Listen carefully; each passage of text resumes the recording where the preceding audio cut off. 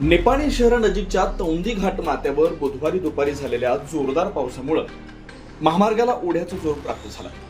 डोंगर भागातून मोठ्या प्रमाणात पाण्याची लोंढे रस्त्यावर आल्यानं वाहनधारकांची मोठी गैरसोय झाली। पावसाच्या पाण्यासोबत लाल माती, चिखल तसेच लहान मोठे दगड रस्त्यावर वाहून आल्यानं वाहन चालकांना अत्यंत सावधगिरीने प्रवास करावा लागला। गेल्या 2 दिवसांपासून निपाणी परिसरात पावसाळी वातावरण निर्माण झालं होतं।